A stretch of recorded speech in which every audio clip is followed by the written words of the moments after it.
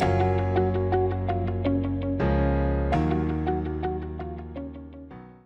hello everybody.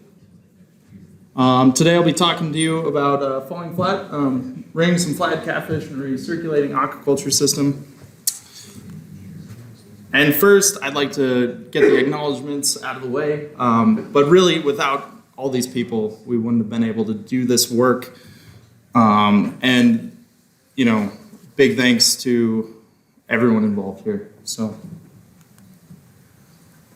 if we're looking at the literature about fish reared in a laboratory, there's a whole bunch of studies being done on channel catfish with thermal tolerance, growth, reproduction, metabolism, and potentially tagging retention.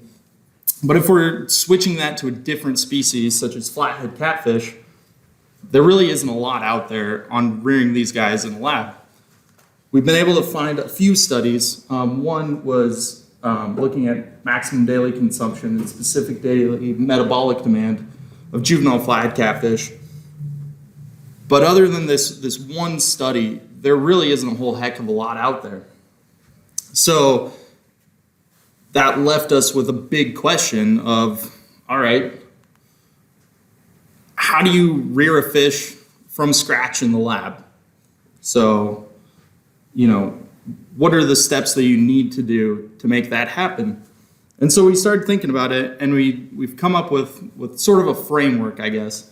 And, you know, following this framework down the line, you need to be able to design a lab for ideal conditions for the species you're working with, finding an optimal source of wild fish out there. You need to be able to go out and capture the fish. You have to transport that fish back to the lab. And then once you get it to the lab, you have to be able to keep it alive for long enough that you can, you know, change the lab to answer the study questions that you want to ask.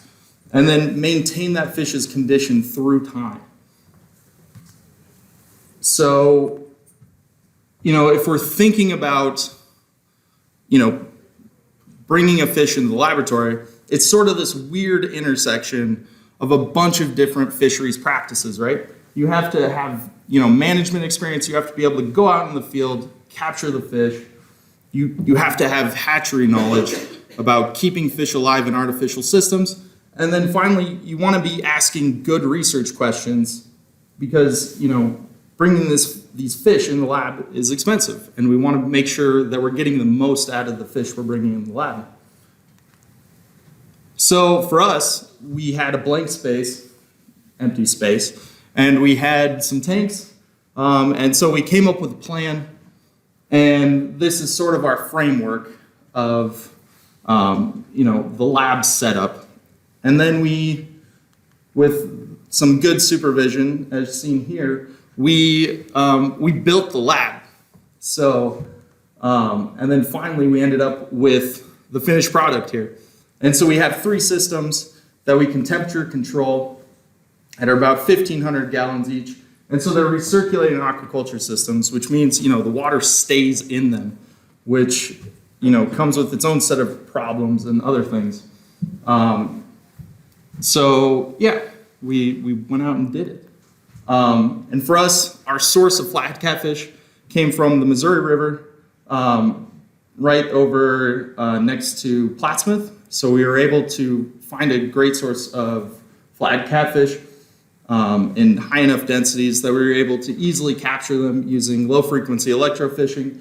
And we selected for fish the size range of fish that we wanted, around less than 400 millimeters down to 200. And then we transported them back to the lab. Transportation not shown here, but we were able to, you know, think about like, all right, how are we going to reduce stress?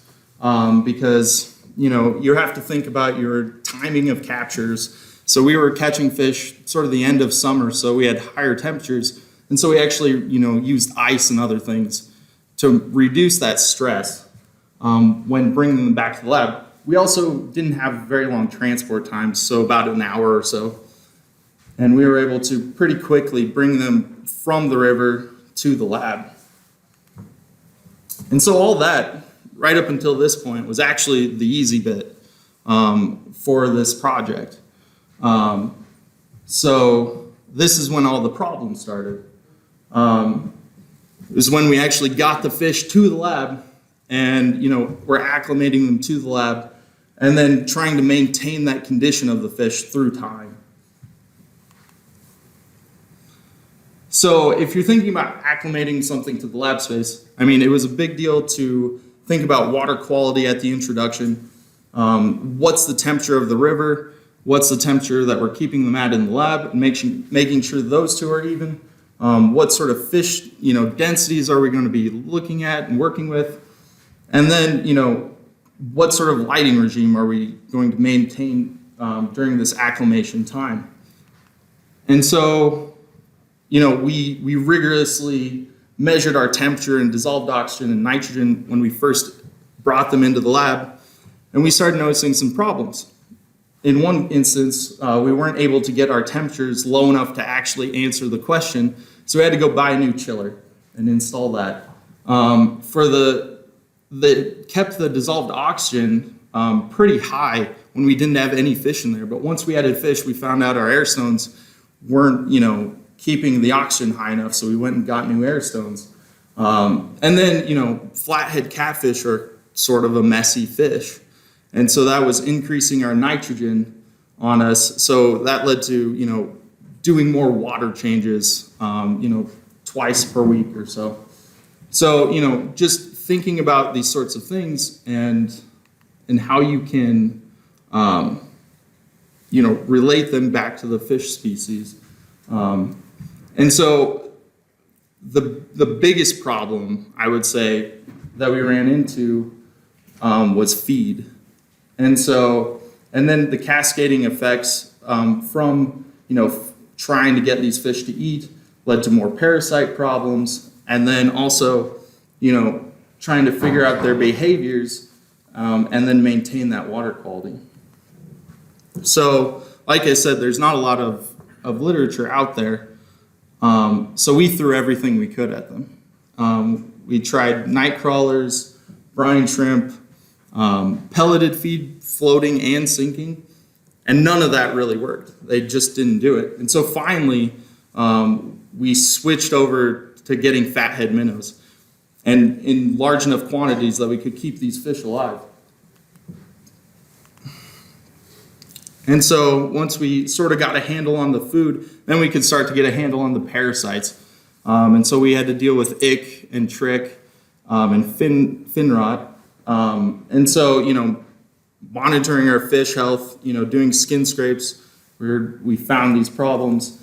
And so we actually, installed a UV light filter in all of our systems. And also we changed how we did our formalin treatments. So normally when you bring a fish from a wild into the lab, you treat them right away. And we did that. But it wasn't enough. We still had problems with parasites in our systems. And so we figured out that the ick life cycle is such that you can only actually treat the problem when it's in between hosts. So that meant treating the actual water in our systems. So we would lower the systems to half water and then treat directly into the systems. And so, also we wanted to be aware of, what different behaviors could affect the fish health. Is there going to be a lot of competition? Are they cannibalistic? And we didn't notice any cannibalism in any of our flatheads coming into the lab. And we, started picking up on those stress behaviors and figuring out what sort of feeding behaviors they are, showing. And as you can see in this picture, we tried floating feed, but they just wouldn't touch it because it's not in their nature to come up to the surface and feed. So it was a lot of pain up until this point. But some of the rewards were clearly shown in we could observe different behaviors that you wouldn't be able to observe out in the field. So here we have a video on loop, and up here in the top right we have our lab, and you'll notice that the light goes off, and once that light goes off, the fish come out and start feeding, just hammering the fathead minnows. And it's a hard switch. I mean, those minnows were in that tank all day, and until the lights went off, would they come out and feed. So pretty cool stuff. And so I just want to make the point that this was all work that went into one master's project. Zach Horstman, who's going to be up here in a minute talking to you about gastric evacuation rates. And I just want to leave you with the conclusions that, you know, I don't think we talk enough about our failures as scientists, but, you know, in the end, I think we figured some things out, and I just wanted to make sure that that information got out there to you guys, and so that we could, you know, move the ball forward on this. And I think there's a lot of value in bringing these difficult species and different species into the lab space so that we can answer some really cool questions. So with that, I'll take any questions. You got plenty of time for questions. Yeah. What kind of mass did you get to put on those fish over how much time? Ooh, that's a good question. I'm trying to think. Do we have? They put on a bit of mass. We have the numbers somewhere. I'm just spitballing. It wasn't. Zach, you probably know better. They remain pretty stable. Yeah. Yeah, a little bit, but we actually were able to track some relative weights through time too, because we did tag a few fish once we brought them in, and that stayed pretty level through time as well. Any other questions? Can you describe the insulation that you had put around the tank? Oh yeah. So I mean, we wanted to maintain, you know, water temperature as much as we could, and so that's just standard bubble wrap insulation, pretty much, that we wrapped around it. But the temperature really, and so we had a chiller on one end down here, and then we had our heating bars in the upper end, so we could sort of maintain a temperature to about it bounced around about 1 degree. So we were able to post or pre stocking whenever you were evaluating water temperatures. It was post mostly. We did have a few bluegill in there before that, but it stays pretty stable. Fluctuates a bit, but so. All right. Thank you.